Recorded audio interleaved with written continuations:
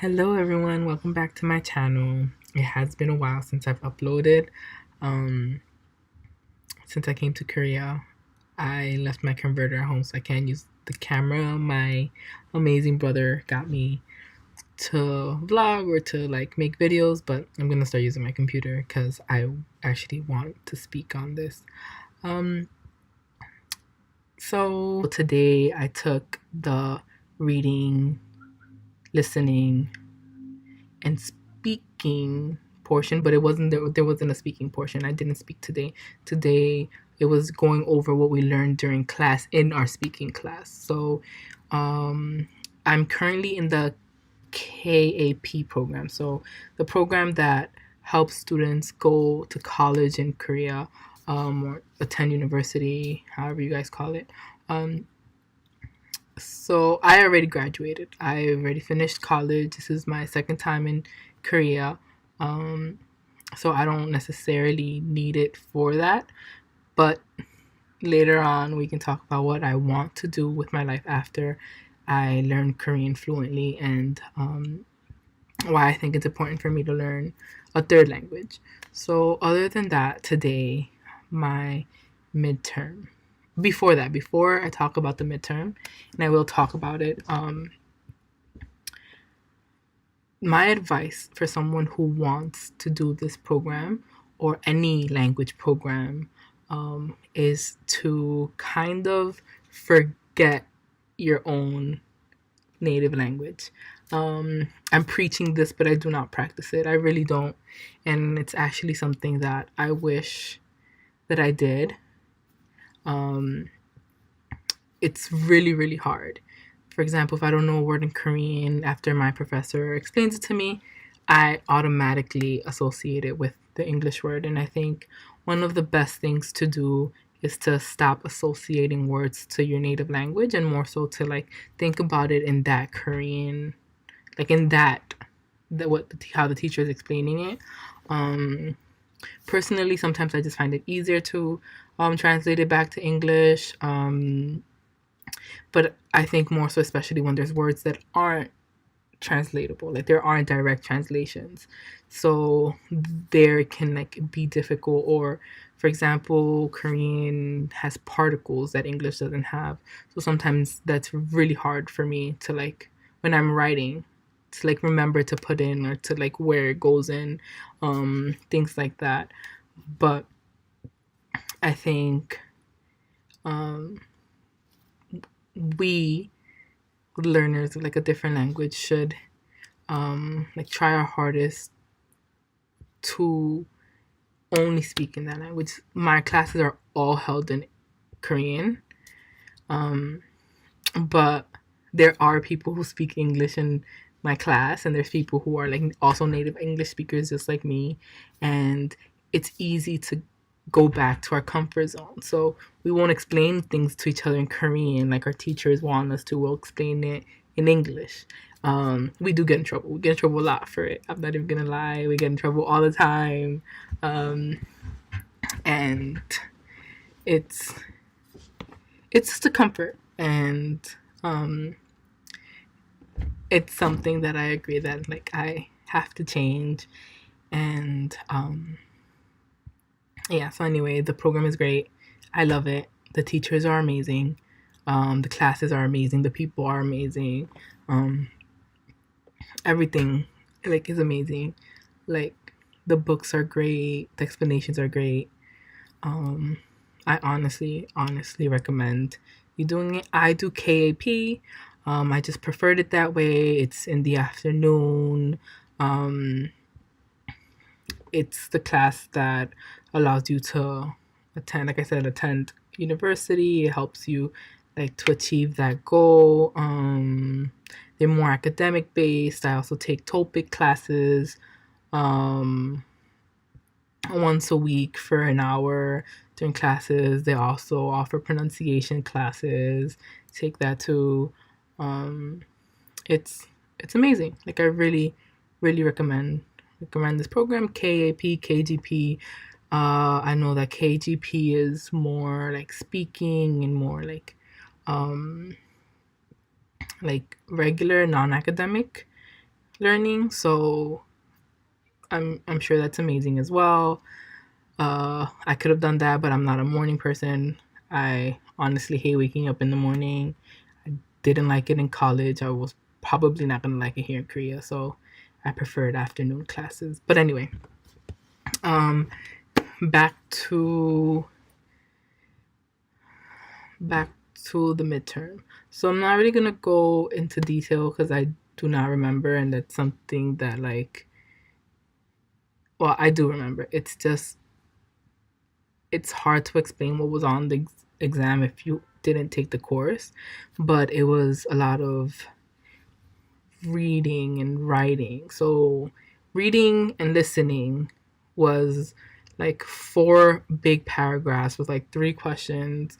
Um, in the States, it would be like of regions, like third grade, fourth grade, fifth grade regions, maybe, um, with like long paragraphs and then answers like, what was this about? What's wrong in these three? Um, Out of all of these answers, what's the wrong one? What's the right one? Things like that. For the listening, it was like you listen and you answer questions, and you also write what you heard, and you include the grammar that you were taught in class. So, um, the worker said this, you would say that in Korean, like what the worker said, and then at the end, the grammar point in Korean. That's what it. That's like the exam. There was a lot of blanks where they would they would read out a sentence, and then at the end of the sentence you would put the word that fits that sentence, so they would give you the options in the option choice. um, the reading and listening portion of the exam, to me, was easier than the speaking portion because there was less writing and more reading and more listening. um, so more multiple choice, and I found that much easier. I obviously don't know my score, so I'm not able to tell you how I did. Um, but the speaking class, that one was much harder because there was like 3 pages where you had to write like a dialogue, and you had to use like all the grammar points that they tell you to use, like also include some of the things that they didn't tell you to include, but you didn't have to include it, but it like flowed with the conversation. Honestly, guys, that shit was fucking hard.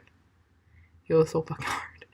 Um, well, it wasn't really hard. It was just like, when you're taking an exam, even like your own language exam, you're like, you want to do the best you can do, so you keep rereading what you write, rereading what you do to see if you're right. So in the beginning of the exam, there was this part where like I knew 2 words and I didn't know 2 words, so you had to like write a sentence or describe it in Korean. And I was like, okay, I'm gonna come back to this after I'm done with like the bigger section, the longer section, the ones I would find harder. So I did all of that, and I thought I was good on time. But when all of that was done, it was like 4:09. And that section that I said I would come back to, I couldn't come back to because the time was up. So that was like, that kind of shook me. Like, it was like a wake up call. Because things that we find easy in our own language, like, of course, I can write a dialogue in English and in Spanish in less than 20 minutes. But in Korean, it takes me longer. So that was like a complete wake up call. Well, I've had many. You have many wake up calls. You figure out who you are. You, like, all of this, they're all wake up calls. I honestly recommend everyone who's trying to learn a new language to do something in the vicinity of a language course like this, because you realize the things you can handle, what you can endure. It's like you're being thrown into a lion's cage. I know that's really dramatic, but to me it's kind of like that, because I like, you know your own language, but when you're learning a new language, it's like everything is like scrambled. um Especially since Korean and English are so different.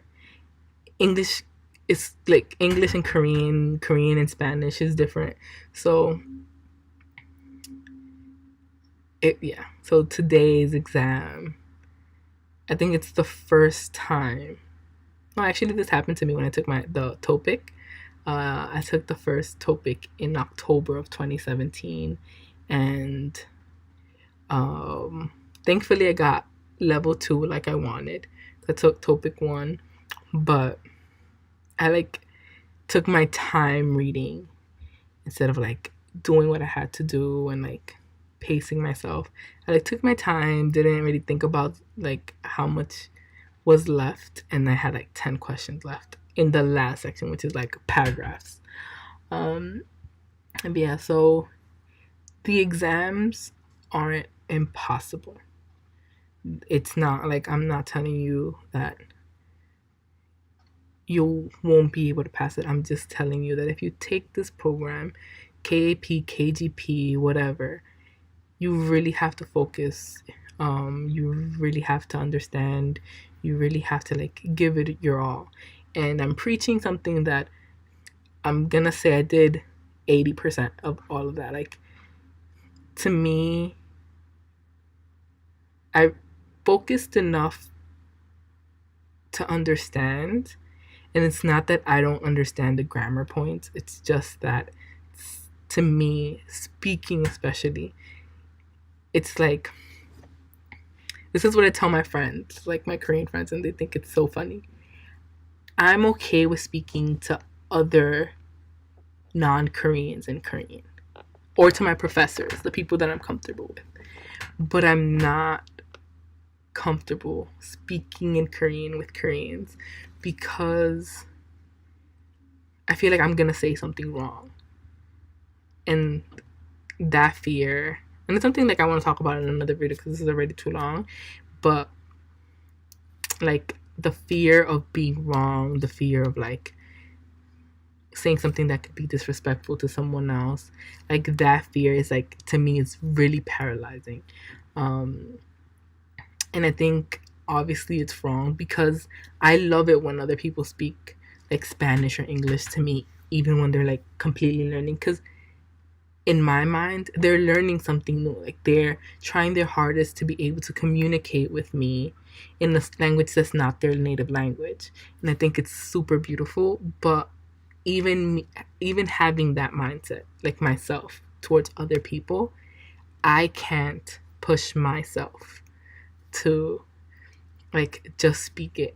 I think recently I've been getting a little bit more comfortable. Like at restaurants, I'll like order my food, but I like second guess myself, and then I get quiet. Like, I still have so much trouble. Like, I still have so much trouble like calling a waiter over to like just to ask for like maybe like water or drink or something like that. But this video is really long, but I just thought it's important. I thought it was important. I think it's really important for me to like talk about it and tell like people what I thought of it, so that like you know what you're getting into. Honestly, I think that everyone should do it. Have fun. Good luck. Learn a new language. Be happy, and progress at your own pace. I'm hoping to make more videos, and I don't know. Tell me if you like it. Have a great night. Have a great day, and I'll see you next time. Thank you for everything. Bye. Oh shit! I just hit that.